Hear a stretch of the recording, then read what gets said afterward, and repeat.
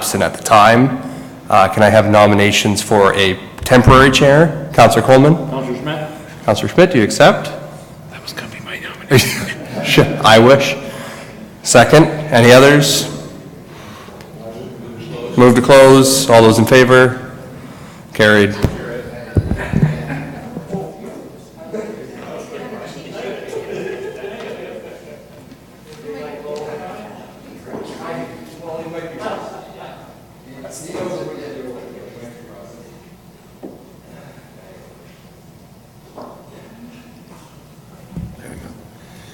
Everyone here this evening to the Planning Advisory. I think I heard a train. Anyway, just like to remind everyone that I believe it's 10 minutes. Yes. As far as your presentations are concerned, and you'll be keeping track of that? I keep track. Okay. And we'll try and keep things on an even keel that way. So without further ado, we will go through attendance, noting that 2 members are not here tonight. Approval of the agenda.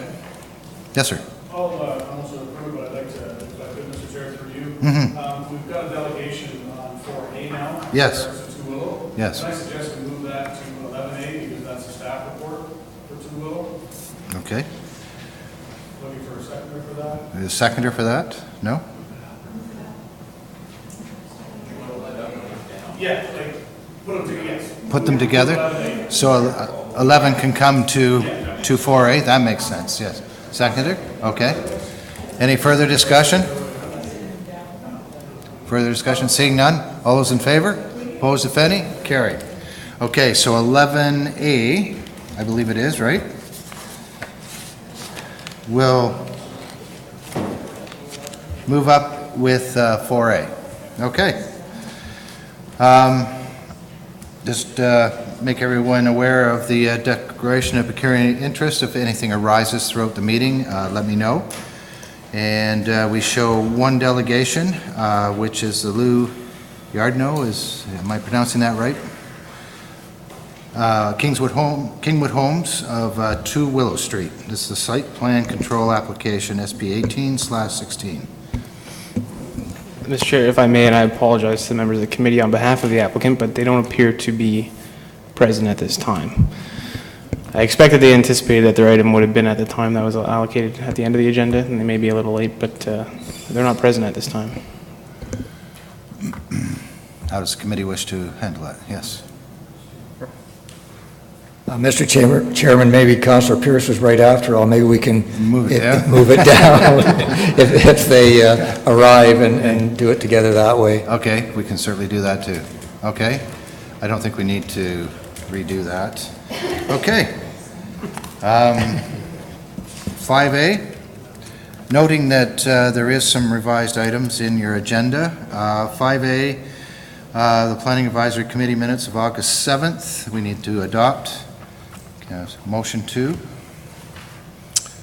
Okay, Councillor Coleman, do I have a seconder? Councillor Chambers, any discussion?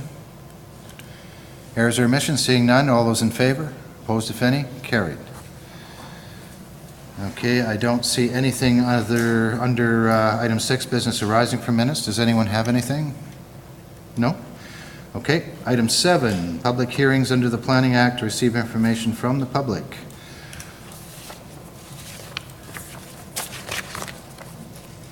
Nothing at this point. 8, public hearings under the Planning Act to consider staff recommendations. We have 8A. This is R&L Harrison and P. Sampson of 237 Langford Church Road, ZBA 12/18/DN.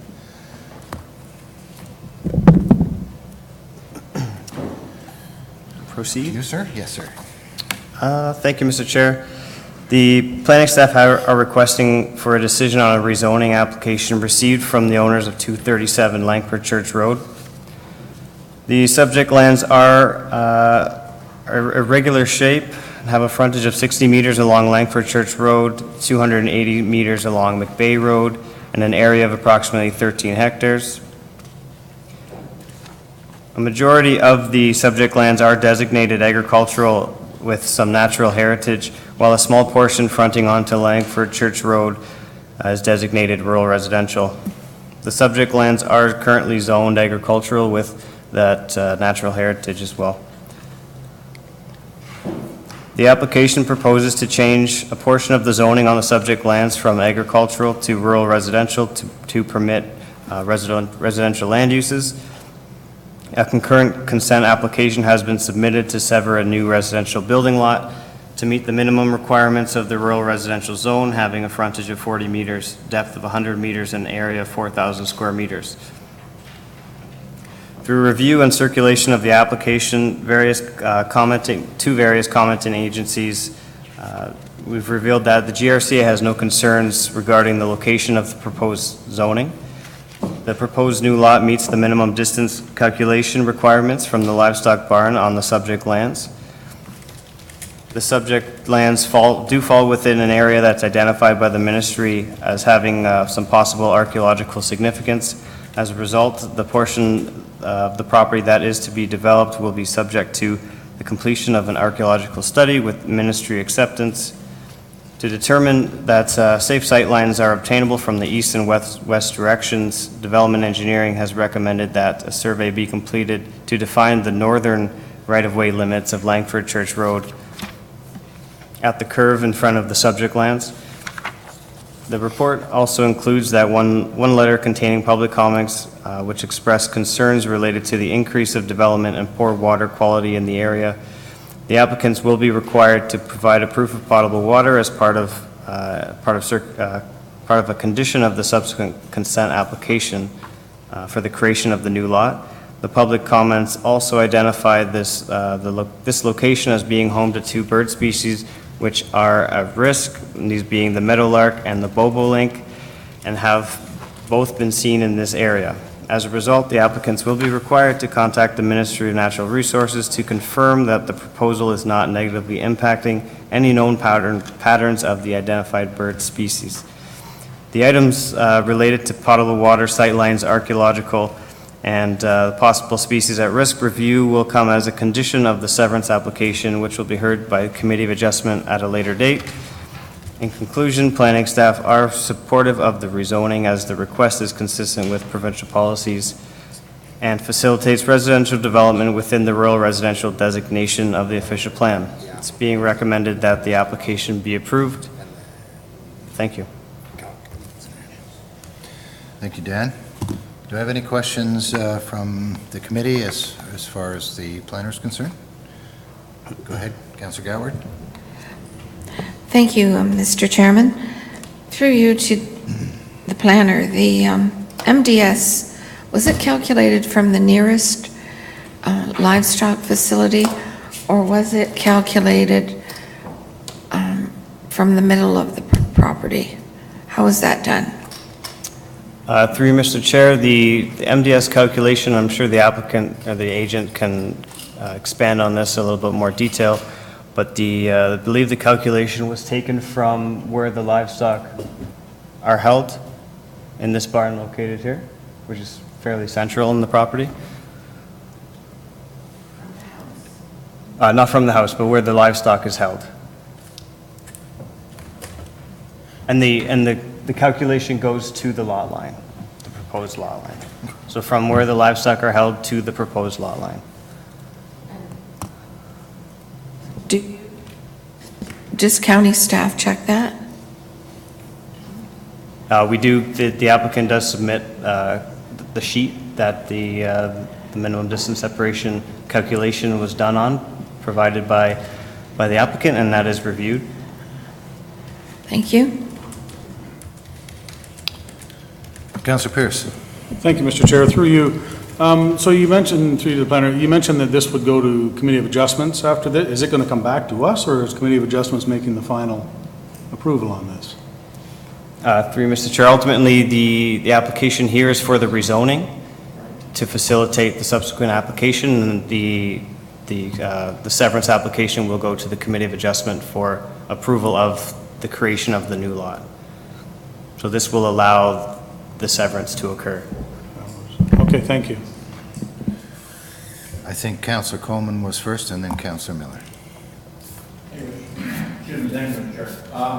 Two questions, or 2 points of order on this. Is that the MDS, following up on Councillor Gadward, is taken from the barn that's already presently used.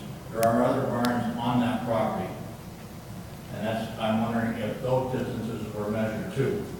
Second point is, to me, granting this is like putting the cart before the horse.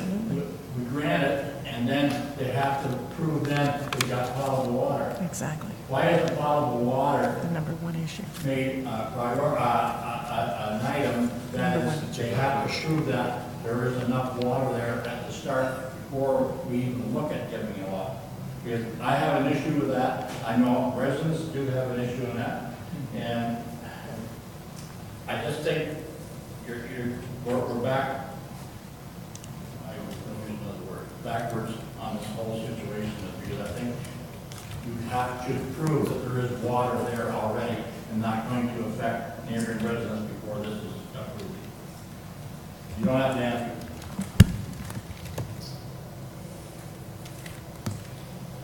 Okay. Councillor Miller? Thank you, Mr. Chair. Through you to Dan, an MDS question as well. The MDS distance is calculated based on the number of horses present now, which is 20, is that correct?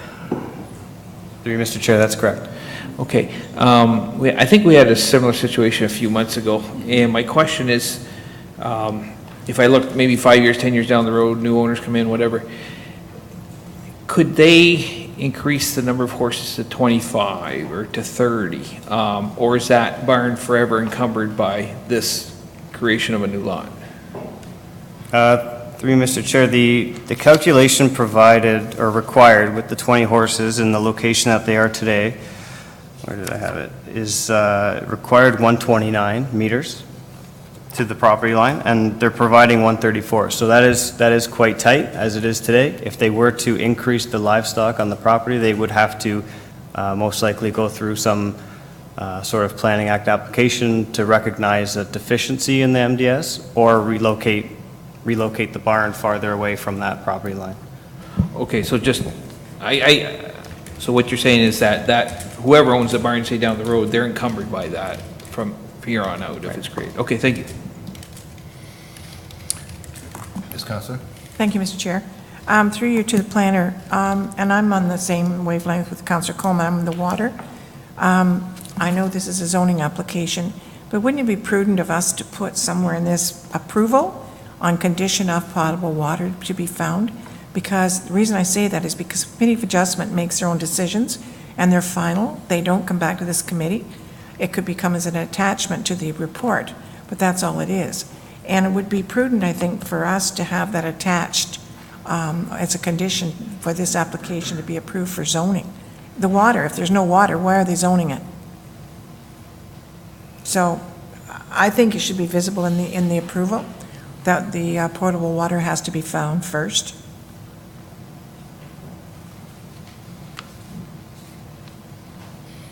Any other questions from the committee at this point?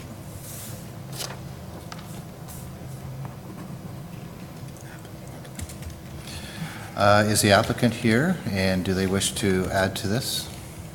Okay, thank you.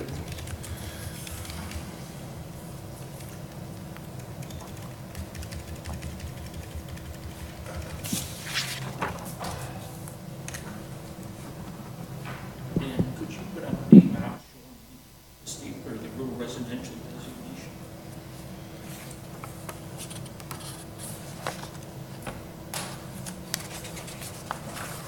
As shown on this map, the subject, as shown on this map, the landholding that is proposed to be severed is right here.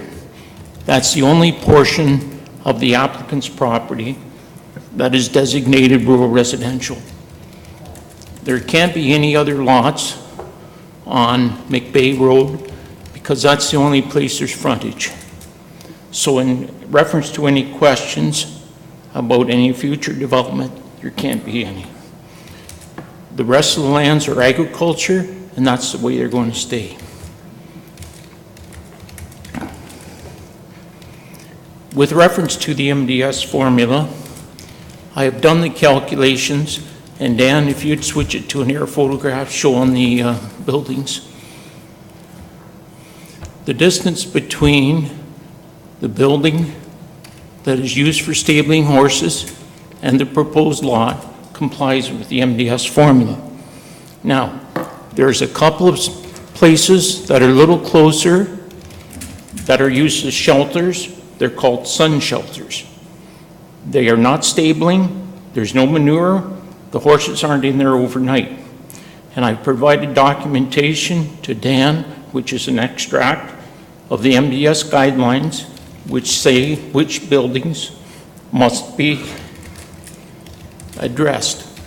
Dan, do you have that as an overhead, the attachment that I sent to you? Okay.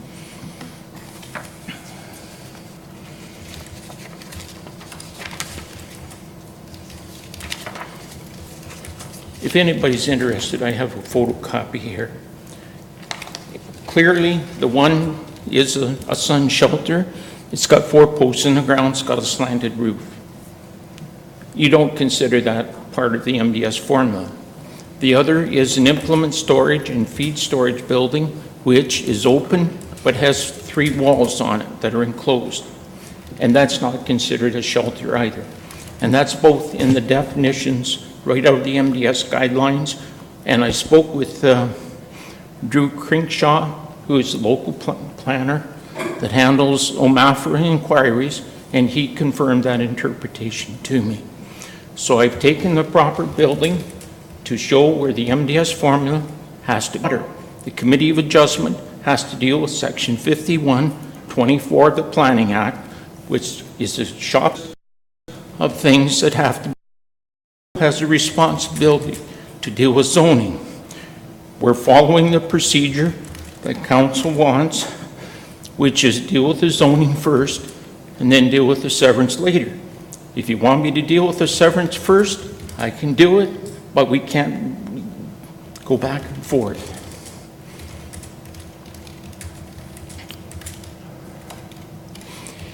In terms of, we're aware there's been several lots that have been created. There's one right here. There's others right here. But they're not off this property. I understand that Dan has done the research of severance from this property, and this corner was severed in 1988 and then was subdivided, and I guess, Dan, was that 2008 it was subdivided? Yeah, 2003 and then 2008. Okay. So the current owners have never had a severance from this property before. That was done by a previous property owner. And again, it was done in compliance with the official plan that existed at that day. In summary, the other thing I should just highlight is going back to water. The farm here accommodates 20 horses, period. That's what's stabled there. There's a well that supplies water for 20 horses, for the domestic house supply, and for visitors, because some of those horses are stabled there by people that live off the grounds. So we found enough water in the area. And I'm going to admit, I said it in my covering letter, I said it at the last committee meeting. It's mixed area for water availability. Doesn't mean it's not there, doesn't mean it is there. But clearly under the county's rules of procedure, we have to find water prior to final consent. Not prior to zoning, prior to final consent.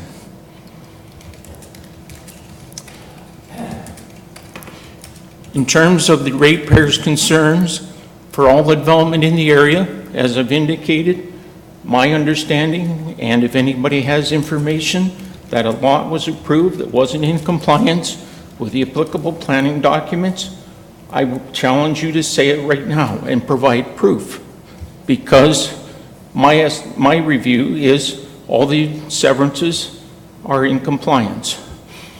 As you saw on the previous We've got urban designation here, or rural residential, and there's rural residential along here.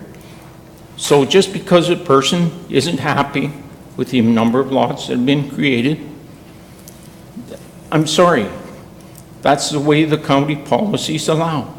And once the severance is considered for approval, it's not final until you meet conditions.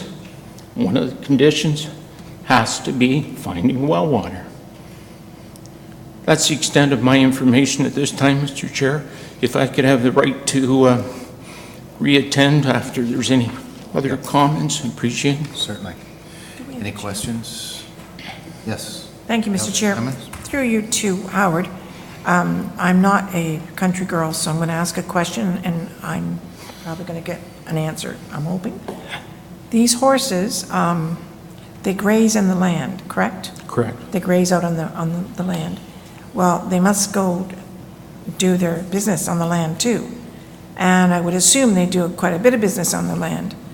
And does that not affect the MDS figures Not at all. whatsoever? MDS is taken from the buildings where they're stable to the proposed lot to be created. Because any farmer that owns the land here, he's got the right to spread manure 365 days of the year. MDS doesn't affect it. Okay, thank you. Any other questions? Seeing none? Thank you. Call you back up if need be. Is there anyone from the audience who wishes to address this? Yes, sir, if you could state your name and address, please. Come to the podium.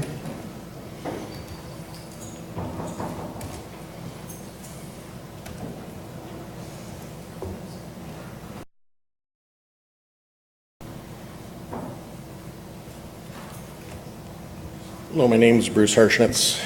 Address is 417 McBay Road. There's a pointer here. One of these, I think. I have submitted written comments as well and concerns about this property severance or rezoning with then the severance likely to take place after that. I question as well the MDS calculation. I understand where the horses are being stabled at the present time. In my mind, the other large structure on the east side of the property could be used to house livestock. It's not necessarily by the people that currently own the property, but could easily be done should they leave. And I know their fullest intention is to stay on the property, but we all have intentions of doing certain things, and sometimes life throws us a curveball and we can't stay there. Once these owners leave the property, we don't know what could happen with that property and how people are going to use it. I realize as well that the current owners have not had a severance on the property that they own, but the original farmstead that makes up the base of this property has been severed multiple times. So I think we have to look at how much that entire agricultural property has been divided up in the past. Also, what impact will it have on development or severance or use of the property across the road to the east, which is agricultural property?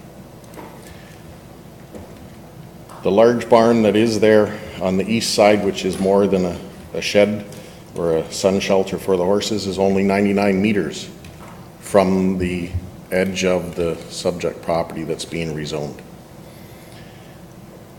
I understand the process by which a severance needs to be done and water be proven on the property before anything can go forward. Begs the question though, once there's water proven on site, are there any engineering surveys that, or certificates that come with it to say how much water can be taken from that site without affecting neighboring properties? So the concerns I had earlier and are the similar, and also the finer detail about the MDS calculation. And I understand that's where the horses are being stabled right now. They're only at 20, but there's nothing to say that someone couldn't intensify the use of that property. The current owners graze them naturally on the pastures that are there and are doing it in an ecologically friendly manner, but that's not to say another owner couldn't intensify the use and increase the number of horses and provide artificial feed for them.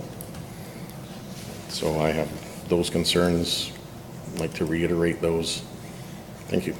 Thank you, sir. I bring you back up, Mr. Snodgrass. Is there anyone else that wishes to address this from the audience? Seeing none? Yep.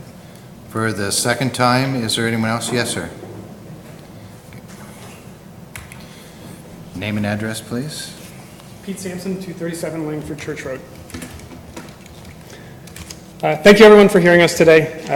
As I was saying, as I was walking up, my name is Pete Sampson. I'm one of the land applicants, one of the owners on the land application. The other two co-owners are my wife and my father-in-law. And as it's been kind of openly talked about, we purchased the land, and it is our plan to stay there. Our plan is to keep that horse operation going. It was always my wife's dream. What we're looking for right now is to get a lot for our father-in-law. We want him to be closer to us. We want to be able to take care of him, and that's really what our goal is. It's always been important to us to be good neighbors. At the beginning of the process, we talked to all of our closest neighbors on Langford Church Road, and we had positive comments from them, positive feedback from other people, including both adjacent houses across the street and just up a little bit. Because of, sorry, I clicked something there. Because of the size of the farm property and the distribution list for the application, it's my understanding that it did go to some of the homeowners that are shown on the right side of the image there, including Bruce from 417, and that property is over 600 feet from the proposed boundary of the lot. So when we became aware of some of his concerns, and his primary concerns was for future development as well, and that kind of came up as well about does it set precedents, and our consultant, Howard, addressed that the other lands along McBay are not zoned for development, nor is it our intention to develop that. This, when we're talking about what we want to do with it, and, everyone's talking about their intentions, so I'm talking about ours as well. We don't really have any further interest in severing any space off there. And we were just hoping that alleviates some of the concerns for some of what is going on with the land and where people want to take it. Thank you. Thank you, sir. Anyone else from the audience? Second time? Anyone from the audience? Third and final? Seeing none, I declare this part of the meeting closed. Mr. Snodgrass, do you want to?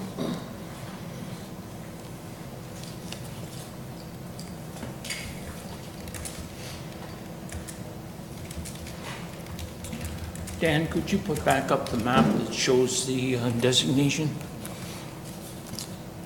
Reference has been made to the lands over here on this side of the north side of Langford Church Road.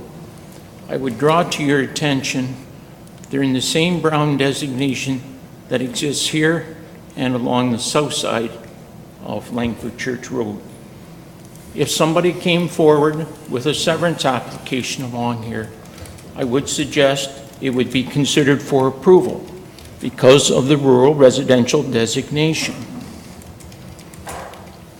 Yes, it would have to meet the well water requirements, but I just want you to be aware that it's shown as agriculture on your photograph, but if the owner wanted to develop a lot, just like I acted roughly 3.5 years ago for the owner here, I would suggest a review of the official plan would show it in compliance.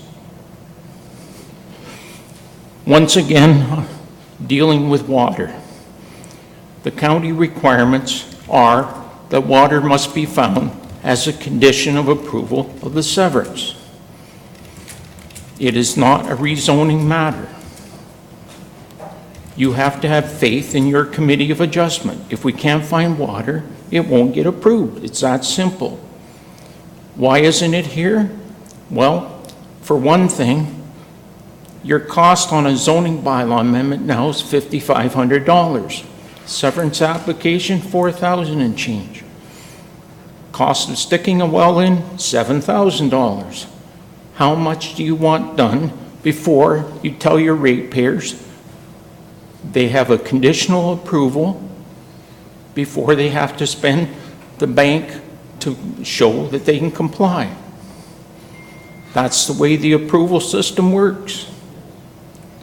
You don't say to somebody who wants to plan a subdivision that they gotta do all the development work before they even get a draft plan approval. They get draft plan approval, then they have their conditions they have to show. We're following the same process. I think that's it, Mr. Chairman. Okay, thank you, sir. Thank you. Mr. Trotter, did you have something you wish to say?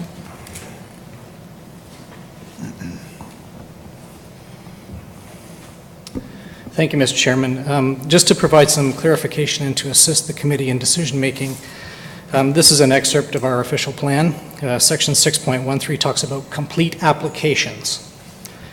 It says the following supporting studies may be identified during pre-complete application. So that's before they even start.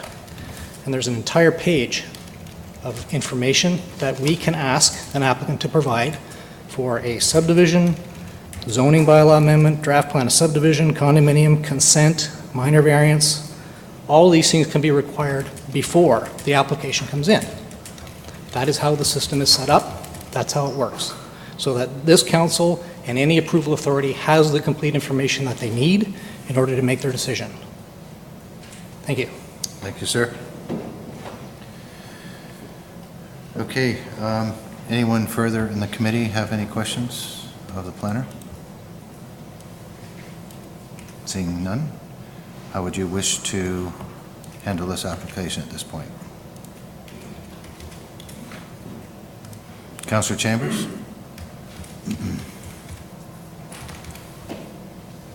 Mr. Chairman, I'll move the recommendation. Okay. I have a motion to move. Mr. Chair, I will not support this recommendation. I know the planner makes good sense. However, I reviewed before this, but I'm going to stick up for the farmers that are already there. And I'm getting tired of taking crap from them, saying why these severances and why these planning applications get put through. And it's time that we look after what's there already, and I know that just a little more piece of land they're adding on it to make it rural residential. But I'm sorry, agriculture is still #1 in this county, even though the planner suggested across the road is rural residential. There is a whole field right behind that and all across on the other side. I gotta look after or think about what's there for the future, so I will not support this. Gatward? Thank you, Mr. Chairman. Was something I picked up on when the applicant was at the podium. He wanted this for his father-in-law so that he could look after him.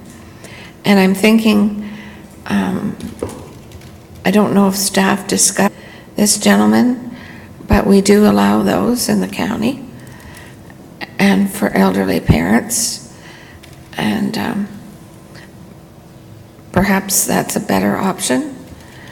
I can see, though, that because this area was designated for rural residential by our official plan back when the first official plan was done in the county, the newly amalgamated county, there was a lot of rural residential designated, that this is part of it. And whether it was right or wrong back then, that remains to be seen, but we have to deal with it now. And I do not like the fact that a farmer in the future would have to justify increasing his livestock operation when that livestock operation was there first.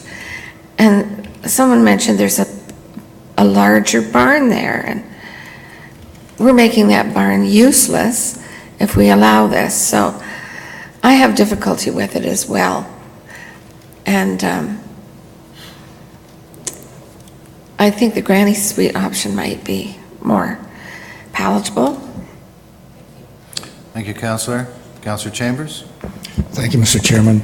Just clarification, the official plan has been amended a few times since amalgamation, so that's an incorrect statement that it was done then. It's been reviewed and changed actually a couple of times since then, but that's beside the point. My comments would be to remind the Planning Committee, we are not approving the severance.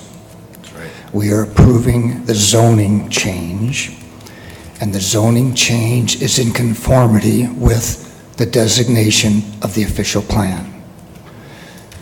So if the official plan is designated it as rural residential, then to be consistent with that, we should zone it accordingly. That's how the system works.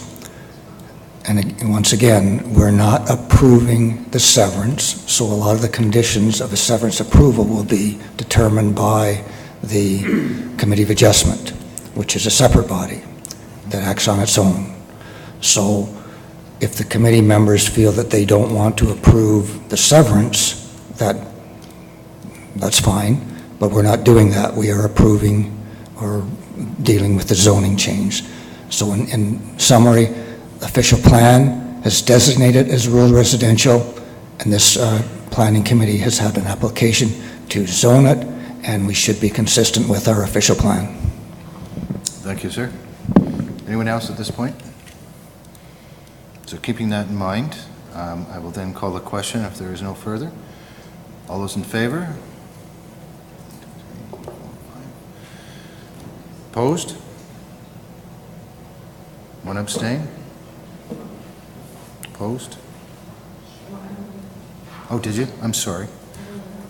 Oh, okay. Thank you. Missed you. Okay. The motion passes. This will be going as a recommendation to council September 25th. So as a recommendation of approval. Thank you.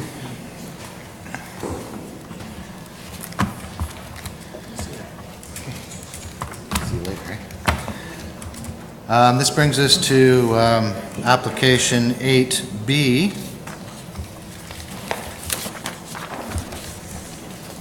And Mr.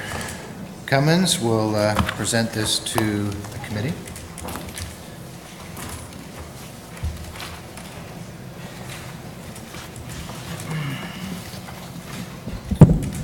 Thank you, Mr. Chair. Planning staff has processed an application from GSP Group on behalf of Pine Vest Homes for a common element plan of condominium with parcels of tied land for a 25-unit bungalow townhouse development with exclusive front and rear yards. The subject lands had previously gone through a zoning bylaw amendment application in 2016 to establish the zone standards for a common elements condominium. A site plan control application has also previously been approved and registered, and construction is ongoing at the site. The lands are situated within the primary urban settlement area of the town of Paris and are designated urban residential in the official plan. The request is consistent with the growth plan for the Greater Golden Horseshoe, the provincial policy statement, and the county's official plan. Staff is recommending that the application be approved, subject to the attached conditions. This will conclude my remarks. Thank you. Thank you, sir. Any questions for site plan coordinator from the committee? Councillor Chambers? Thank you, Mr. Chairman, and through you to the planner. I'm trying to get my head around this. We're not actually, in this case, approving zoning. We are approving the condominium plan element plan of condominium. Could you just elaborate and set my mind straight on the actual application, what we're dealing with? Through you, Mr. Chair, and I think I'd preface my comments here that Mr. Stolp is also available with any more detailed questions you may have about a specific development, but in this instance, the application is to establish the common elements being the road and common element areas within the development. The development was approved, again, through zoning and site plan, and specifically this site plan was bumped up to this committee, I believe almost 2 years ago now, for approval. And since, again, the development has been undertaking in the physical form, the condominium in this instance is to establish the condominium structure for the common element road. The actual units, or in this instance, they're not units of a condominium, they are freehold parcels of titled land. They are not specifically described within the common element areas that are the responsibility and equal maintenance responsibility of the individual owners. Again, in this instance would be the road, infrastructure, landscaping, and just, Mr. Chair, if I may, this is identical format as 59-seater for the next application in the agenda. Okay. Any other questions at this point? Seeing none, would the applicant wish to approach? Thank you.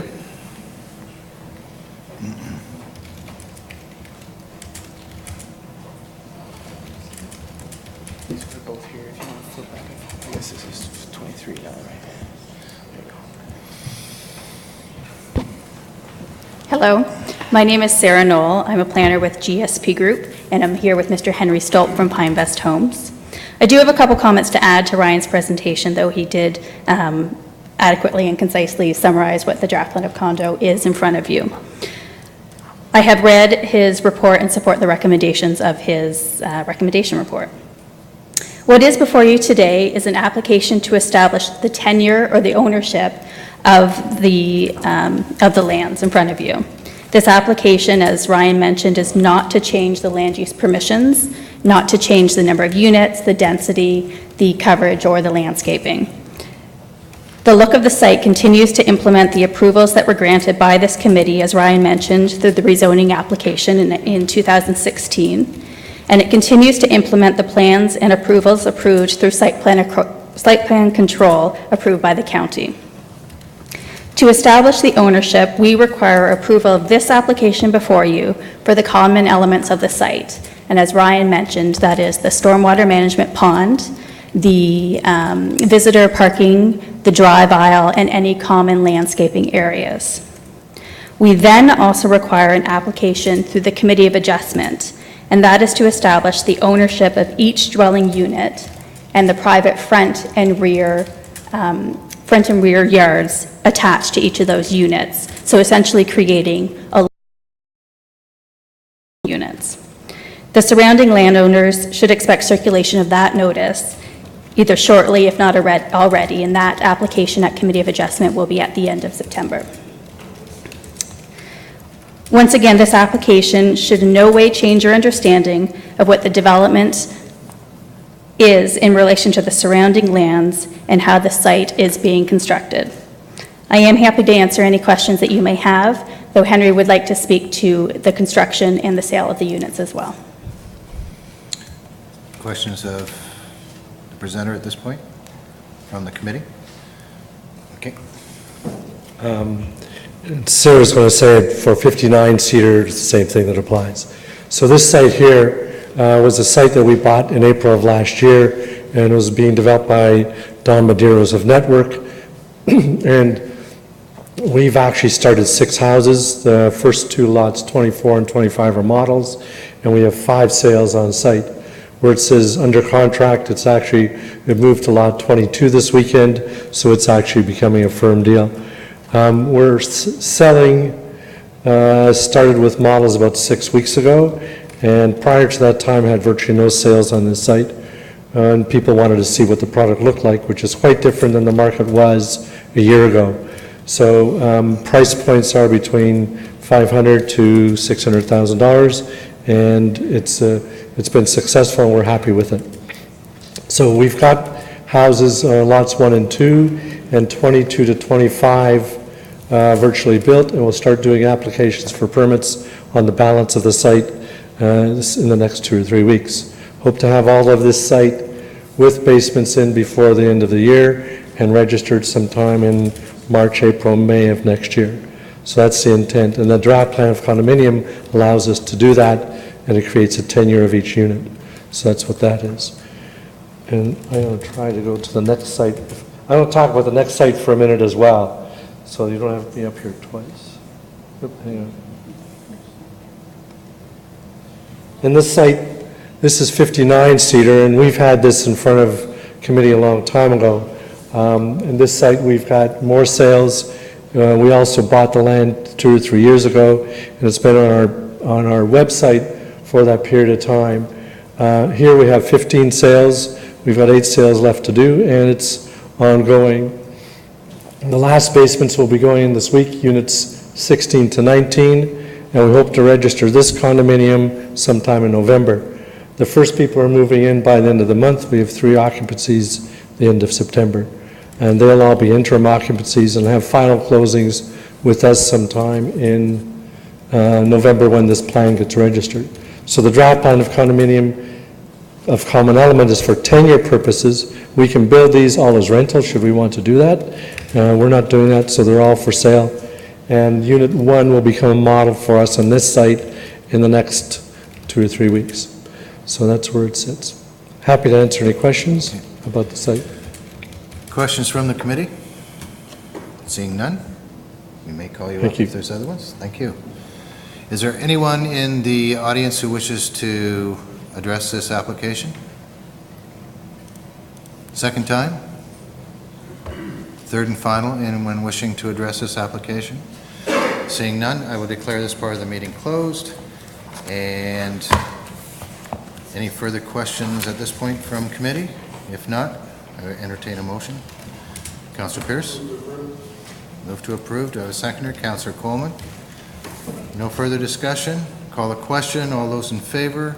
Opposed, if any? Carried. Thank you. Again, this will go to the September 25th council meeting as a recommendation. Okay, that brings us to 8C, some of which we just heard, I think. So, Mr. Cummins, do you want to present this to us again? Thank you, Mr. Chair. Application received from GSP Group on behalf of Pinevest Homes for a common element plan of condominium with parcels of tied land for 23 bungalow townhouse units, each with exclusive front and rear yards at 59 Cedar Street. In 2015, the subject lands had gone through a zoning bylaw amendment application to establish zone standards for a common element condominium development with 23 bungalow townhouse units. A site plan control application has been approved and registered. Construction is currently underway on the subject lands. The lands are located within the primary urban settlement area of the town of Paris and are designated as urban residential within the official plan. The request is consistent with the growth plan for the Greater Golden Horseshoe policy statement and the county. From the audience who wishes to address this application? Second time? Meeting closed. And I will, if there's no further discussion, I will ask the committee how they wish to address this application. Councillor Gatward? I'll move the staff report that be approved subject to the attached conditions of the draft plan. Thank you. Do I have a seconder? Councillor Simons? If there's no further discussion, call a question. All those in favor? Opposed, if any? Carried. Thank you. Consent items to be approved, and I show nothing under 9B. Consent items to be received. Brings us to 10 committee reports. Heritage Committee minutes of August 2nd. Okay. Councillor Chambers moves to receive, seconded by Councillor Coleman. Discussion? Councillor Miller. I just want to point out, Mr. Chair, that the poster for the 100th anniversary of the end of the World War I was, from what I've seen, it was quite well received. And if you could share with the committee, because you're on it, I believe. Yes. That they put it up on, they have a a veterans hallway there at John Noble Home, and they put it up there, and it looks very good. So next Yeah, time you're in the that's John Noble great. Home, Yeah. have a peek at that. They were quite pleased with it, I know. Yeah. There was a lot of time went into it, but it did turn out very well. Yeah, so if you could share that with the committee. I will, for sure, thank you. They're Yes. spot on with it. Okay. Excellent. Councillor Pierce. Thank you, Mr. Chair, through you. Yeah, it's a fantastic poster. It's right up there. The question I had was in regards to the Paracenotap project for getting the names engraved on there. It says in here that the names haven't been finalized yet, and there's discussion with regards to completion of this. I know there was talk that we wanted this completed by Remembrance Day. Is that going to be, are they going to proceed with the names they have and potentially add the others? I'm just curious as to how that discussion went. Right. The hope is that it will be in place at that point with the names they have. And it may, in fact, if they don't have everything in place, as far as the names that maybe are not there at this point, they will probably be added at a later date. So, okay. Thank you. If I could just add to that, I'm assuming that they're holding off because they potentially want to put them in alphabetical order type thing? They do then, and that's generally the way it goes, Yeah. is alphabetical order, and that's where the crunch lies. Okay. So they have been holding off as long as they can until they're able to verify that they have everyone, and it's becoming a little bit difficult as far as names are appearing that we haven't seen before, so they have to research to make sure they're in fact who and from this area, so. Right. No, I appreciate the Okay. effort. Thank Okay. you. Thank you. Anyone else? No? Move to receive, yeah. Okay, so we move to receive. Okay, all in favor? Opposed, if any? Carried. Okay, that brings us to 11A, the site plan control application, staff report for SB 18-16 2 Willow Street. Mr. Cummins. Mr. Chairman, are we going to hear from the delegation first? Which way would you rather go on that, Ryan? Do you want the delegation first? I'd be happy to present very briefly. and then Okay. for them to-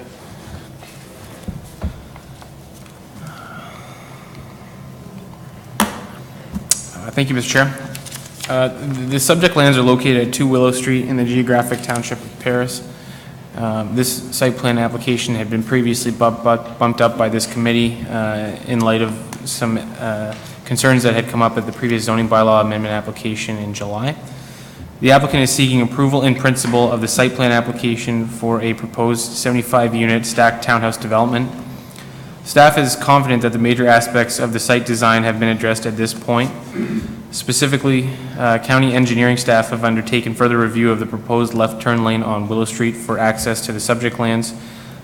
Through recent corroboration with the county's engineering peer review service at Ainley, staff are confident that the proposed left turn lane design is acceptable, and therefore staff is recommending that the site plan be approved in principle, subject to the listed conditions.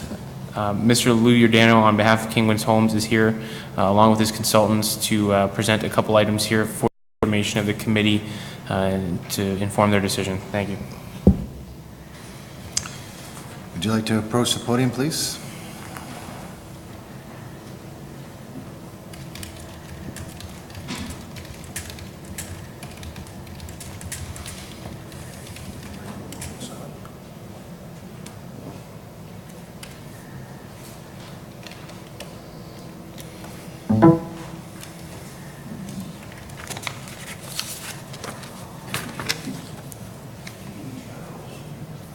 Is that here?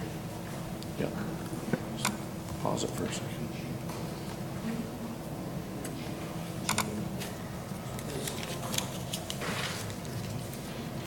Play it as he's playing it.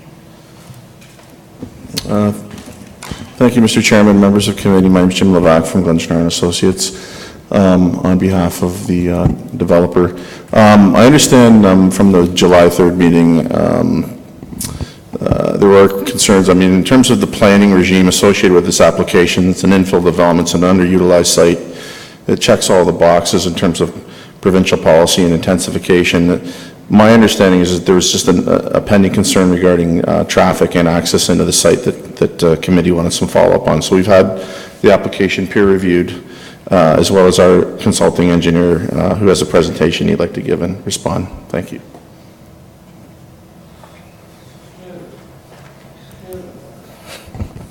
Hi, my name is Ryan McLaughlin. I work for Crozier and Associates, the engineer that was responsible for the design of the left turn lane, which I believe was the concern. So I'll just go through this this rendering here, which hopefully provides you a bit better of a picture of the improvements and like the ultimate streetscape of what will be present. So you'll see the taper of the left turn lane. That's where we're widening to the north. You'll see the major difference from the existing condition to this is we're changing the streetscape. We're urbanizing. We're pushing the curbs back. We're increasing sight lines, the visibility. One of the comments from staff from the peer reviewer was that there was an existing super elevation, meaning that the existing condition is out of standard currently, so we are correcting that back into standard. It was at 8%, approximately 8%, and we're bringing it back down to 6%, which meets guidelines, which will also increase the safety of the road.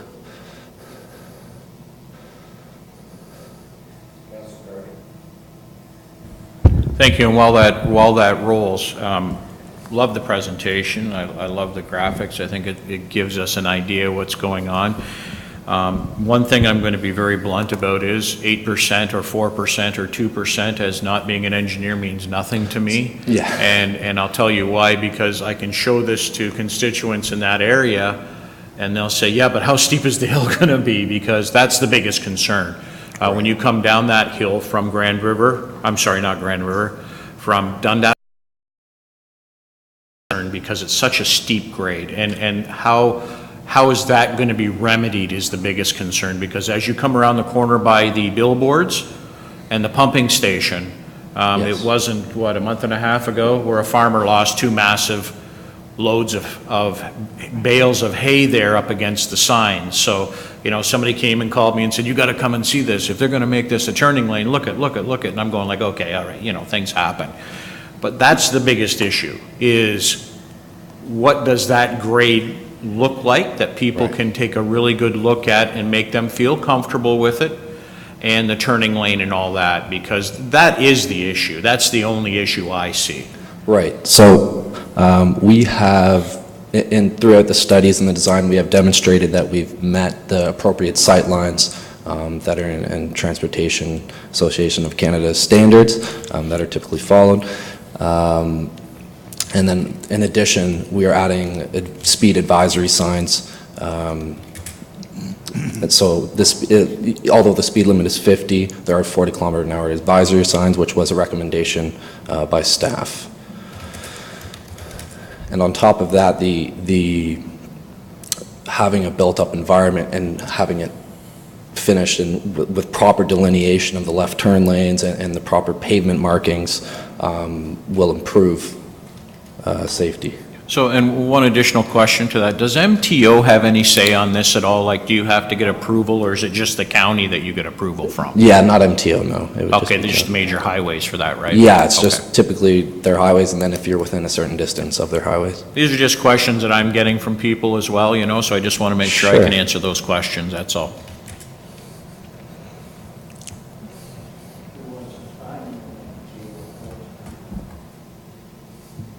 Any other questions? Councillor Goward. Thank you. When I look at that, stop right there. Can you back it up a little? Okay, the hill is up to the right there, right? Up to the top. You can see the hill coming down? Right, yeah. Am I looking? Yes. At the right spot? The hill's coming down, so this is more at the bottom of the hill. This is at the bottom of the hill, yeah. And we have a left turn lane, and the right turn lane is just automatic like it is at any. Yes, yeah, correct. It's a shared lane. And you said you're going to fit this all within the existing roadway, or? No, widen it? we have to push out. You're going to push it out? With the sidewalk and curbs and gutter. Okay. Thank you. Which improves the sightlines and so on. Okay, thank you. Councillor Simons. Thank you, Mr. Chair. When I look at that picture, it's beautiful, it's gorgeous. I wish that's what it would look like, but I know that is not what it will look like. I know that. The reason I say that is because I don't see a pumping station close proximity to the road, which it is now, and it's not going to change. What else do I see? I see a pumping station. Yeah, sorry, I might be on the,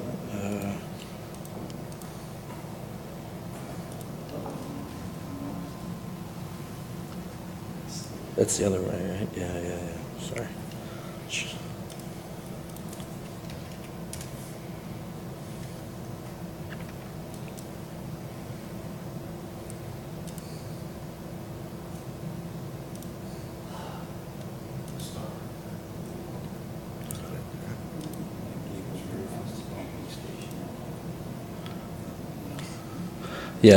Yeah, it might not be. So are you saying the pumping station is over to the,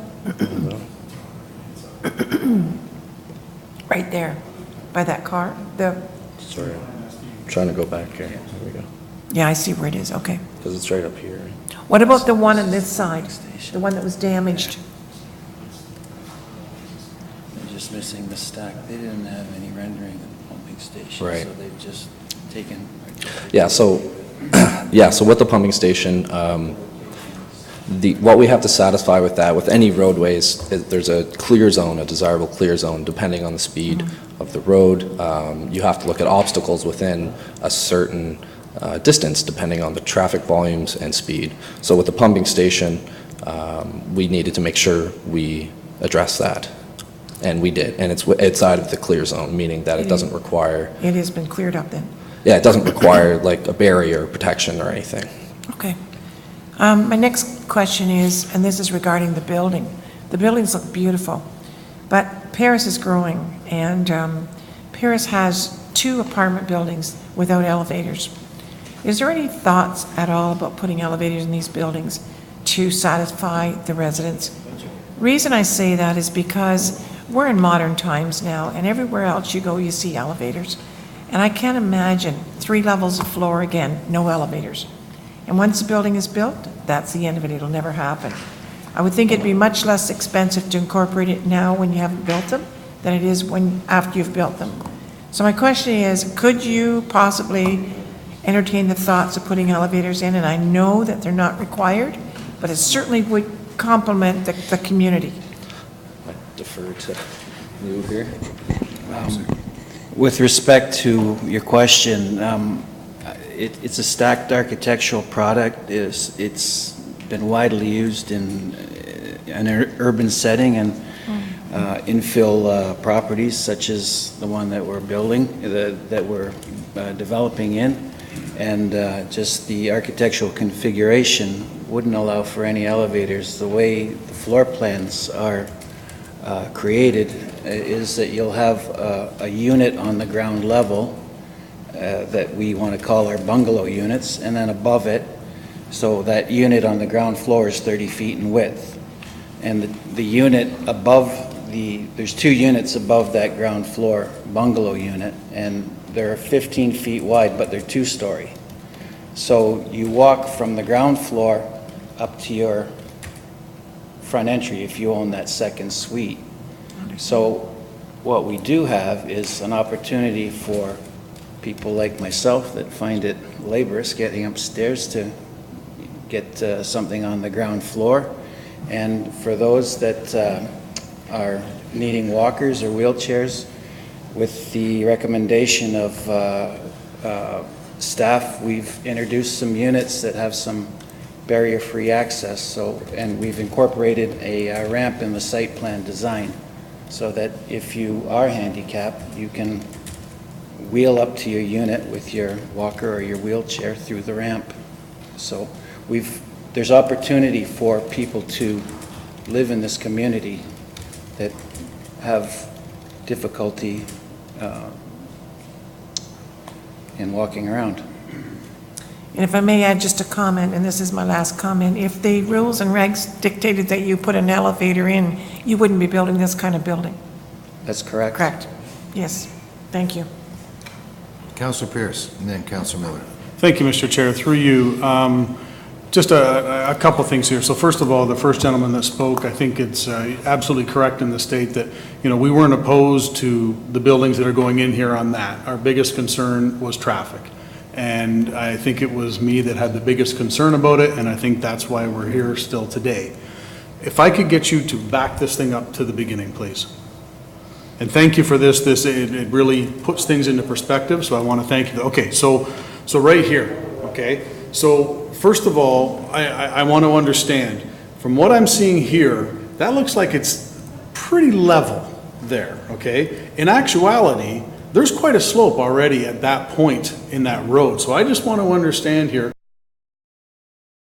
from this that there might be a slight, a slight decline there, but from what I'm seeing, unless I'm totally actuality, it's quite a hill there. So I just want to understand if this is going to be, if this is the difference from you spoke of the 8% to the 6%, okay? So I just want to understand. So if that's the case and the road is going to be like this, fantastic and kudos to you. But I'm trying to understand, because if you, off to the left there, it's like drops right off. So I'm trying to understand how that's going to be built up with, whether it be retaining walls or whatever. So if you move it on just a little bit more, if you could please, and stop it right about there. Again, to me, that's not depicting the actual slope of that hill. So again, if it's going to be built up to be, if that is the difference between 8 and 6%, again, okay, so here's where I have a problem then. So if you fast forward, if you play that a little bit more, keep it going, so you're passing Little's driveway there, okay, and there's Walnut Lane you're passing here, just keep it going there. Keep it going. Okay, if you stop it right there, so where you have that tree there, if you're, I'm assuming here you're probably going to have to take the width, or pretty close to the width of that turning lane extra, maybe even half of it, 8 feet? Correct. Yeah. Something like that. So if you go 8 feet off that side of the road, like that pump station that's there, it's probably, I'm going to say, maybe 15 feet off the road right now. So if you take 8 feet more off that side of the road, that's only putting that thing 8 to 10 feet off the road, and that's where I don't understand. Like I say, this looks fabulous. It really does, and this could, other than the fact I still feel we have the left turn right in the middle of that intersection. But what you've done here, I totally appreciate this, because it gives a better idea of how it can be widened. But what I'm trying to understand, if we take that space off, what I'm seeing here, I guess that would be the north side. That's going to be right on top of that pumping station, and I'm a little, it's a little bit disappointing in the sense that we have something as elaborate as this, and you don't have that pumping station there to show what it's going to be like. So again, I just want to make sure that everybody is comfortable with the amount of space that's going to be left there, and still with having that left turn pretty much in the middle of that bend. Right. So this does reflect the widened portion already. Like it's not going to go wider than. No, I appreciate that. Okay. Yeah. Yeah. So the pumping station isn't necessarily illustrated here, but like I said previously, we needed to confirm that clear zone is the major concern when you're looking at obstacles next to roadways, whether it be trees, posts, a pumping station. You have to meet that standard. So it was verified that standard was met, and more so. Sorry, if I could, Mr. Chair, a follow-up. Can you tell me what that standard is? For a 50-kilometer-an-hour road, it's 3 meters. Meters. Okay, thank you very much. And again, I appreciate this. This really puts things into perspective. Thank you. Councillor Miller and then Councillor Simons. Quick question about the site plan, not about the roads. This project abuts the what we call the high-level bridge. How noisy does that get? And is there any noise mitigation in this site plan? I didn't see any.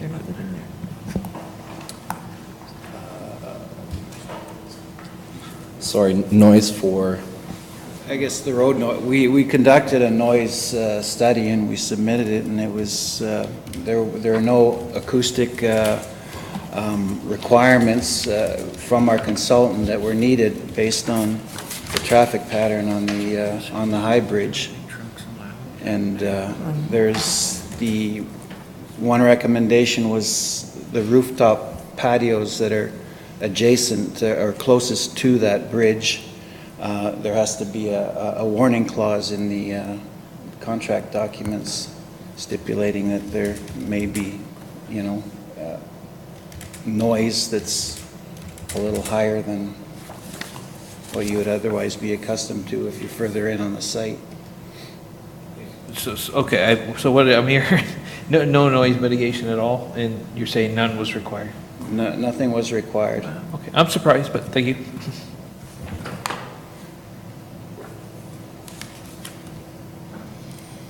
Councillor Simons. Thank you, Mr. Chair. They're looking at the picture looks beautiful. The buildings look very level with the street. We know that's not happening at the present moment. So are you bringing lots of fill in there to bring it up to meet the street? Yes, we are. So we'll be level with the street instead of going in like this? They'll be level, the garage laneways will be level with the street, and some of those garage grades will be anywhere from 1% to 3% sloping onto the road. And just to comment back on the road grade's being reduced to 6%. It's not out of the realm of site design where you've got driveways that are greater than 6%. I think most engineering standards are up to 7%. So, again, addressing the road, from what I understand, not being an engineer, there's going to be some cutting and filling that's going to be required and some shaving and paving. So what they're going to do is cut out, I think the steepness is exacerbated by the fact that, you've got a flat spot and then it drops off, then it flattens. So I think the intent is to smooth out that super elevation, and Ryan could probably speak to that better as he understands that a little better. And with respect, that is the pump house, although it doesn't look like a pump house. Our architect didn't have an architectural rendering of the pump house, but that building is supposed to represent the pump house. On the other side. Because if you look at it, when you enter into 2 Willow Street, that's the proximity of the building into the entry into 2 Willow. And Councillor Simons, to address your point about if we were mandated to put the elevators in, we would have. I know. Well, we weren't mandated to put a ramp in, but we did, because it was for the betterment of the community and any potential purchaser that wanted to live by the river and wanted some affordable housing. Okay, thank you, and I have one more question, if I may. How far back are you going up the hill to start your shaving and paving and cutting and? Sorry, so to clarify, when I say... Halfway up the hill, or? No, not halfway up the hill. So just to clarify, because I think there's just a bit of misunderstanding. When I'm saying I'm correcting the super elevation, it's not the vertical grades going down that hill. It's when you're approaching the curve, the road itself banks like this. So instead of like this, we're flattening it, which reduces, when you see a road like this, it can encourage faster driving. So by reducing it to 6% instead of 8%, which might not seem like a lot, but it puts it in conformance with standard, it's supposed to improve safety. So if I may, it's like this and it's going like this? Right. Is that what you're talking about, on the bend? Yeah, correct, Okay, yeah. thank you. Councillor Pierce. Thank you, Mr. Chair. Just for clarification, what you have on the screen, perfect rendition of what is there. I'm talking the one that's on this side of the street. Yeah, on this side. Yeah, there is another one that's a park. Like, just that grassy area you see to the right-hand side there, there's a pump house right there. No, yes, I understand, yeah. Okay, no, I just for clarification, I'm not talking the one on the other side. That's a pretty good rendition of what's on the other side, but there's one on this side too. That's the one that I'm worried about. That's right, yeah. Sorry, with this rendering, just to let you know how it works, is we do the design, which will ultimately be given to a contractor that will build it exactly per the design. For this, we gave the exact CAD to the person that can put together the rendering. So to go back to your point, what you see up here should, with regards to the road geometry and the width and the sidewalks, should be what you see. in the field. Yeah, thank you, Mr. Chair. And like I say, my final comment is, if you can make it look anything like this is fantastic. That's what I'm saying, because you guys got a ton of work to do with your, what did you call your fill and your chill and your wave and your pave, whatever you called that. There's a lot of work to be done there. And I appreciate cutting and filling and craving and paving, whatever it is, but thank you. Did I have another, Councillor Coleman? That's the official term. Thank you, Mr. Chair. Well, this is all nice. You forgot, you left out any tractor trailers coming in the Paris. And they come in there all the time, because I followed one in this morning. God knows how many trips they made to this fairgrounds in the last 5 days. A lot of trucks use that road. You have not got that in any of your rendition here at all. And I go back to what Councilor Pierce said. If you go way back to the back, this hill looks a lot longer in your renditions than what it really is. This hill, I like this the way it looks. If you can make it look like that, all do it. You can do a lot more hills in the county you want. This is not, that hill is a lot shorter, a lot steeper at the top than what your rendition shows, in my opinion. And I'm not an engineer, but I've come down that hill many times and know that that's, and I know you got it, what you're doing is to try to get the turning lane there at the bottom. That's your most important. I think your speed is still too high at 50 clicks for that hill. So on the right side is the north. I think that was, just to clarify, going north up the hill. Okay.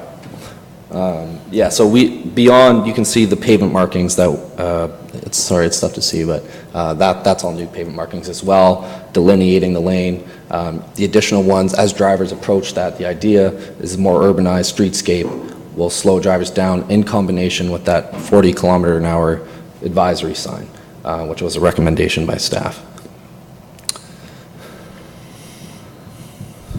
I did say I didn't have anything else, but this is just making me think something. So that property that's right on the edge there of Willow Street, how much land, how much of their property are they going to lose? On the right side? Just on the right there, as you come around that bend. So in order to accommodate the left turn lane, we have to widen by approximately 2 meters. So they're going to lose about 6 feet of their property? Yes, that is correct. They're aware of that? It's too, yeah. Within the right-of-way. That's within the right-of-way, that's... Yeah, it's within the right-of-way. That doesn't technically belong to the occupant. Yeah, sorry, it is within the right-of-way. Okay, I'm just going to have Dan maybe clarify this, or I'm sorry. Yep, wrong person. But Ryan can probably clarify this. Thank you, Mr. Chair. For the benefit of the members of the committee, page 103 in your package, there's an aerial overview, and I had it in my presentation here, but for the overhead, but it's not available. Yeah, page 103 is the overhead view. You can take a look to the north of the site, abutting the property, the north side of Willow Street, where the road widening would be taken, if that's the word you want to use, but really there's enough boulevard or road allowance available for the improvement. There's no actual road widening or expropriation that needs to take place off of these particular parcels of land. The boulevard, or sorry, the road allowance width is adequate such that we have the room to accommodate this. Typically through a Planning Act application, we wouldn't be asking for road widening off a property owner who isn't the applicant. So just to clarify that point. I think I can address your concern as well. That's right. With regarding the truck movements and the ability to traverse the corner safely. So typically with through lanes, with normal lanes, there'll be approximately 3.5 to 3.75 meters wide. These lanes are wider than that, where we've 4 meters up to 4.2, I believe, wide, and we have the software to show a truck maneuvering within the painted lines there without having to encroach on the adjacent lanes, which is a requirement it was a staff a comment that we received, but a requirement when the radius of a curve is a certain size. Councillor Cardy. Through you, Mr. Chair, and I think, Brian, that Works Department can make recommendations, couldn't we, to make changes on speed there if we wanted to? Thank you. Okay. Councillor Simons. Thank you, Mr. Chair. Coming up from Willow Street, coming from north to south, the cars that will be turning right into the complex, there's no turning lane for them there. They're just going to get in there real quick. Right. Because they come along there pretty fast. So typically, with right turns, because you don't have to cross an additional lane of traffic, it's the lowest delay. Like, it's the quickest turn to make, obviously, versus the left. So when in our analysis, our traffic analysis, you look at the volumes of projected right turns, and then that will determine whether a right turn lane is required to increase safety, basically. At this point in time, you won't have the volumes, but you'll have them in another year, I guarantee it. So when we do the analysis, you have to project in the future using growth rates that were accepted. How far out in the future do you have to predict, do you know? Because that's really, I don't know. 2027. 2027, okay, thank you. Yeah, that's got them all out there. Okay. Any other questions at this point? Councillor Cardy. Through you to Ryan. Ryan, is it up to the county to do crosswalks and stuff like that for this type of application? Through you, Mr. Chair, if a crosswalk in, I assume that you're alluding to across directly from the entrance across north? Yes. If it was warranted in the traffic impact study, then it would be undertaken at the impetus of the developer, along with the works that are being undertaken to, improve the road platform. But in this instance, it didn't appear that that was warranted, and so we cannot, any future improvements would be at the impetus of the county. That's correct, yeah. Okay, thank you. Any further questions from the committee? Seeing none? Thank you, gentlemen. Good job. Okay, if there's no further discussion on this, you do have a recommendation in front of you. How does the committee wish to address it? Okay. Okay. Do I have a seconder? Councillor Cardy? Okay. Any further discussion? Seeing none, all those in favor? Opposed, if any? Carried.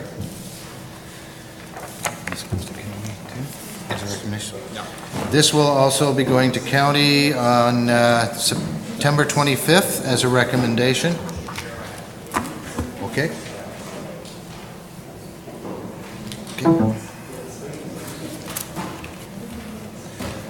Okay, this brings us to 11B, and Mr. Hassan is going to make his way to the front, and this is the building division permits and the values for July 2018. Yeah, thank you, Mr. Chair. I don't have an official presentation, but I can answer any questions that you may have about the stats. Councillor Pierce. Not a question, Mr. Chair, but if you would allow me a comment, this is certain individual's last planning meeting. Yes. So I would just like to take this opportunity to thank him. I'm not done yet, so. No, I know, but this is your last official planning meeting, so I just wanted to say thank you and wish you all the best. Thank you, and I appreciated coming to this committee for the last 4.5 years, and it's been a great learning experience, and appreciate the confidence that management has had in me presenting files and applications, so yeah, it's been unbelievable. Thank you. 7-minute commutes. Okay, is there any questions of Brendan? Seeing none?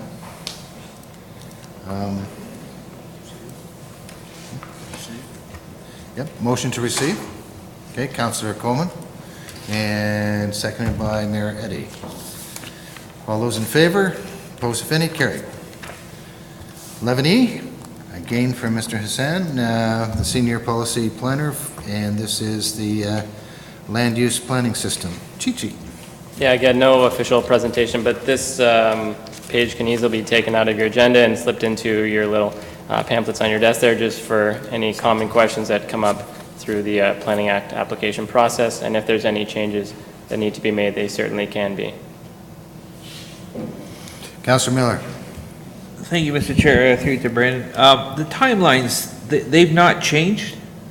Through you, Mr. Chair, there have been some minor changes through one of the most recent amendments to the Plan Act. There's an additional 30 days for public processes for official plan amendments and zoning bylaw amendments. Before, for zoning bylaw amendments, it was 120 days. Now it's bumped up to 150.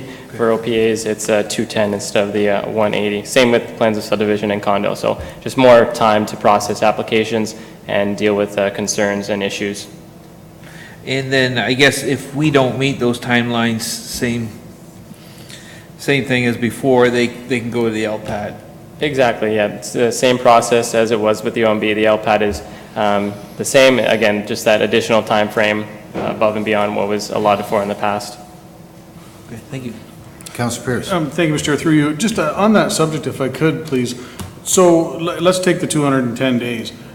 Is that for either an approval or a deny? Like, what if we're in negotiations back and forth type thing? Is it still on that? You've got that 210 days, even if you're working back and forth? Yeah, through you, Mr. Chair, it's as soon as the application is deemed complete and circulation starts within internal staff, external staff, and the public. That's when the clock starts, and once the 210 days is up, that's when the appeal rights open up for the non-decision at that point. Regardless of anything that's...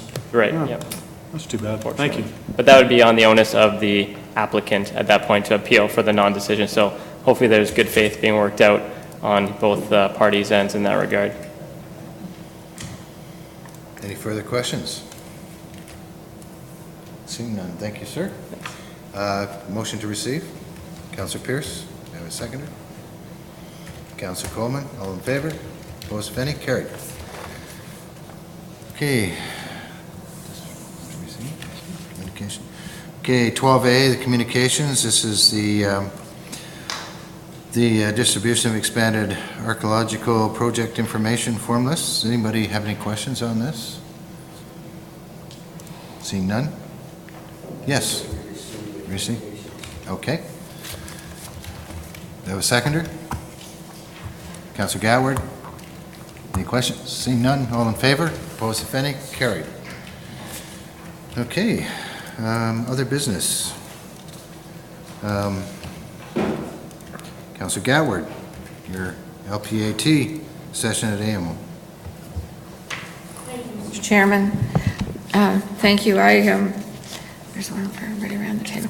I brought a handout from AMO about the new local planning appeal support center, and there was a lot of good information presented at the session I attended, and many of it is not written in here, but this is excellent information for us and assisting our residents.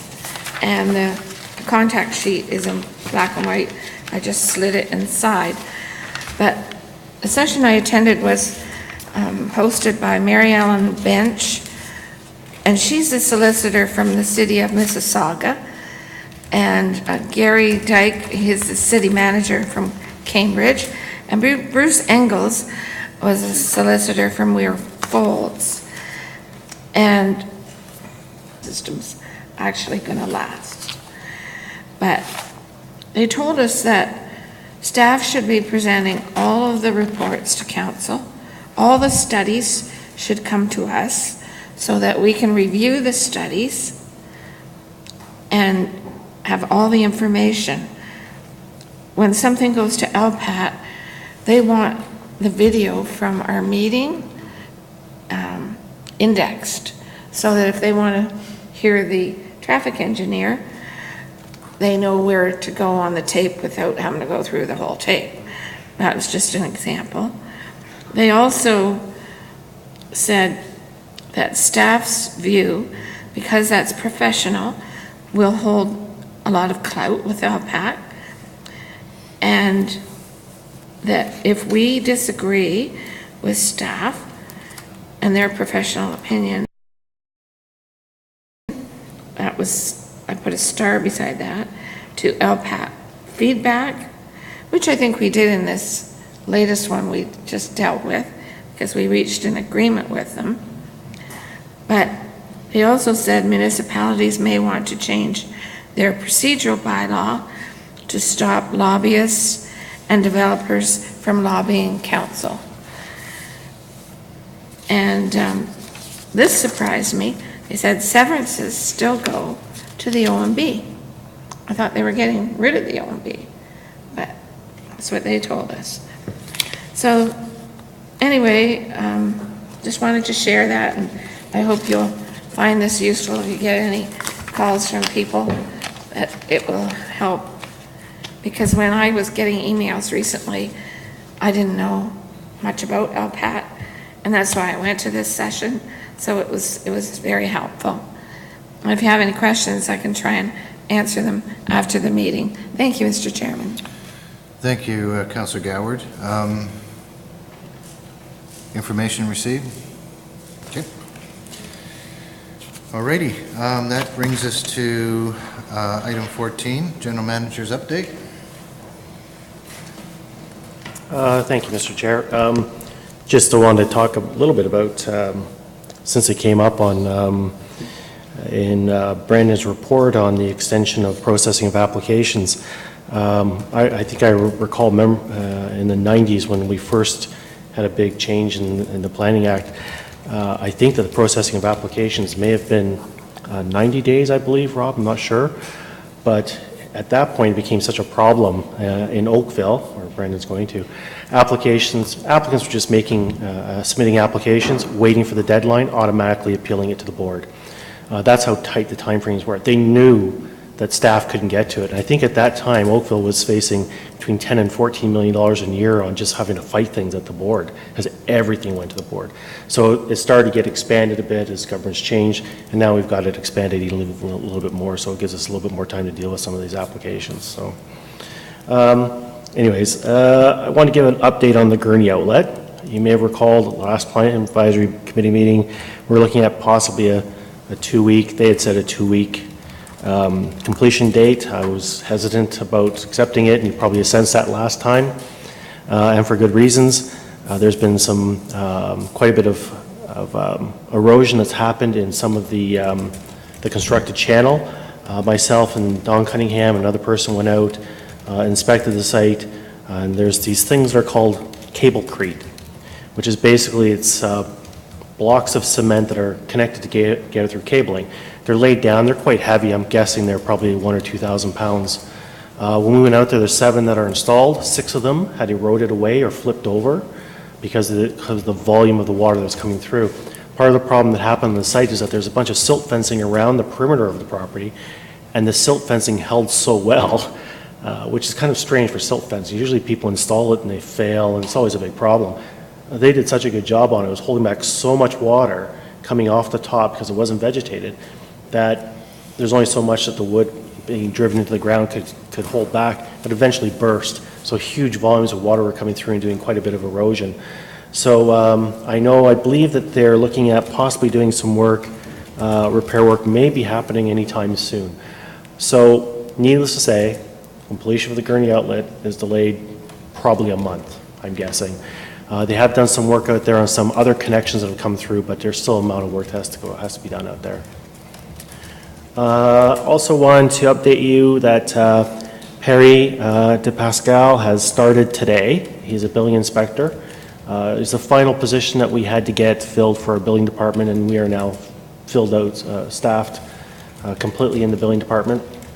I know he was going around doing some touring up at Brookfield, some sites around here. So he comes from a municipality to the south, has quite a bit of experience, so he can hit the ground running. And just also for updating on recruiting, for development engineering reviewers, we've gone through 2 rounds for a position and we still don't have a good candidate. So we're meeting and discussing this possibly tomorrow in the next few days as to what options we have. But we've gone through 2 rounds now. That seems to be a problem with municipalities, it seems to be. Recruiting, not just in engineering, certainly building, planning staff. It seems to be a bit of a trend. see lots of jobs coming up and recruiting and filling positions. There's quite a bit of competition out there. I think there are a couple of municipalities, it might have been mayors or CAOs to the east, who are actually going to be meeting with the province about some of the challenges they're having with filling positions. And that's all I have. Thank you. Any questions? Councillor Miller. Thank you, Mr. Chair, and through to Mark. And Mark, you and I had a discussion kind of on this a couple months ago via email, but I want to get back to what Councillor Gatward was talking about in the LPAT presentation, and that's reports associated with an application. Those are public documents, yes? Yes. And how, say somebody from the public or somebody from council, how do we access those? Like, you can't go to the website. I don't think they're on the county website, but how does one go about, say I want to see the traffic impact study for this development here, or I want to see the noise study for that, application there. How do we go about getting those? I think that in our notices, we invite people, if they want more information, additional information, contact the planning department. And Rob's staff or development engineering can certainly provide studies that are available if needed. We do provide them in cases where it's a little bit more contentious sometimes, or if it's going to the OMB. Certainly that stuff is all made public, yeah. Okay, yeah, I don't think you'd want to put them with the reports because they'd be very, very thick, but. Yeah, just to give you an example, I mean, I've been doing this Rob and I have been doing this for quite some time. You used to start out where you get like a package, and the Planning Act application would be maybe a container or a box. Now we're getting multiple boxes. Reports are getting thicker, a lot more stuff to look at. So we often have to, when an application and reports are submitted, we're making multiple trips up and down with banker boxes. It's quite a bit of information that comes through. That explains why you guys are in such great shape, but, Yeah, okay, sure. so as of right now, if I want to see a report, I will send off an email and request it. Yeah, absolutely. And certainly what you may want also, what is available is that, especially with engineering documents, they're quite involved. When you start getting the stormwater management reports, some of the engineering drawings, they're really quite involved.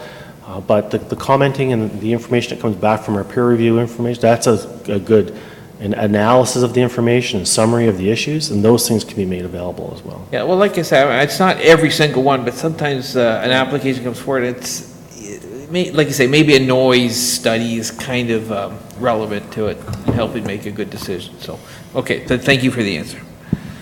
Councillor Coleman and then Councillor Gower. Well, thank you, Chair. So basically what you're saying is that any report that comes through this channel, coming through council or committee, would be open to the public. Yes. And then coming through in camera or still in a staff report that has not come forward is still strictly staff. Correct? Anything that comes in related to a Plan Act application is public. There's very few things there that are not public. If it starts getting into things like personal finances or dealings, things like that. Sometimes people submit emails and saying, this person received this much money for this property, or they're talking about personal finance. That stuff is restricted. Anything else in a Plan Act application can say like 99% of it's public, probably more. Yeah. Councillor Gower. Thank you. So those reports are available just for the asking, and then if something is appealed to LPAT, they said at this session that all councillors should be supplied with all reports, and that we're responsible for going through those reports and making an educated decision on whether or not we made the right decision one way or the other, because LPAT is going to expect us to relook at it, correct? I'd have to check into what you've heard. I mean, this is new to me. I mean, quite honestly, I don't think that LPAT would expect councillors to be experts on noise studies or geotechnical or hydrogeological reports. The conclusions of them are really the critical part of it. The science behind it, saying, the type of borehole that was done on a slope, really, it's hard for you to kind of it's hard for me to understand it. But certainly the conclusions of those reports are something that are discussed. So are you saying it would be more prudent to forward us the executive summary of the report? Yeah, like every report, the critical part is the conclusions, the summaries of it, and that's certainly when I'm looking at these reports, I haven't looked at them in a while because I haven't dealt with the planning application, but you look at those summaries, it tells you, here's what our findings really say. When you're looking at stormwater management report, it'll deal with infiltration rates, evapotranspiration, things like that are way beyond me, right? But it'll tell you, really, that the soil conditions out there can accommodate so much infiltration or flow. And the pond has to be sized accordingly. That's the critical part of it. What they have to do in their reports is that they got to do all the science and the research behind it to back it all up. And a big part of those reports are the science and the technical elements of it. It's similar like when you look at archaeological, which are a little bit easier to kind of comprehend, I guess, for some of us. They go out, they look at sites, they cite all the historical scenarios behind it to say, this is how we got to the point where we got to do an archaeological assessment. And then they go out and give you what happens and the results of each assessment and how they've gotten to a certain point, and then the recommendations. But the majority of it is beyond us, I'd say. That's why I peer review some of this out, and we have staff like engineers who can understand this stuff a lot better. Mary Ellen Bench said some of the reports are like 2,500 pages for LBAT, and I couldn't imagine 500 is bad enough, but thank you. Anything further for Mark? Seeing none. Thank you, Mark. Okay, I show nothing in camera. Brings us to item 16A, which is Tuesday, October 2nd. Here at 7 p.m. is our next meeting. Motion. So done.